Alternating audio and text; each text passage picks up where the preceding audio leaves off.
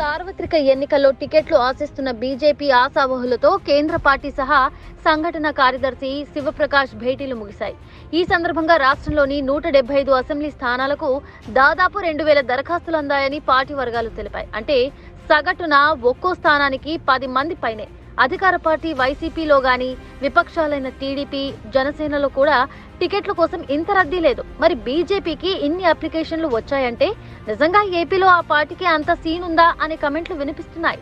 ఒంటరిగా పోటీ చేస్తే డిపాజిట్లు కష్టమే. 2014లో టీడీపీ, జనసేనతో పొత్తు పెట్టుకుని ముందుకెళ్లిన బీజేపీ 4 అసెంబ్లీ స్థానాల్లో గెలుపొందింది.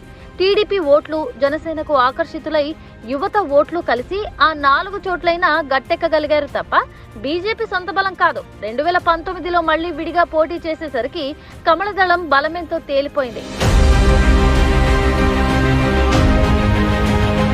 2019 అసెంబ్లీ ఎన్నికల్లో ఏపీలో పోలైన మొత్తం ఓట్లు 3,14,00,000 పైచిలుకు. ఇందులో బీజేపీకి దక్కింది జస్ట్ 2,64,000 ఓట్లు.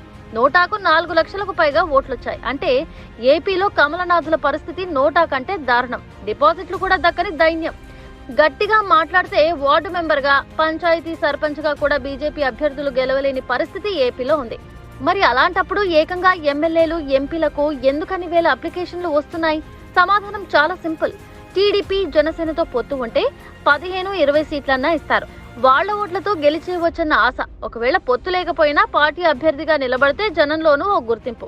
కేంద్రంలో మళ్లీ అధికారంలోకి వచ్చాక ఏవైనా నామినేటెడ్ పదవులు వచ్చే ఛాన్స్ ఉంటుందనే ఆశ. ఏం కాలేజీలో పాఠాలు చెప్పిన కంభంపాటి హరిబాబు ఎంపీ కాలేదా, గవర్నర్ కాలేదా అని బీజేపీ ఆశావహులు అంటున్నారు. ఏమో, గుర్రం ఎగరావచ్చు కదా.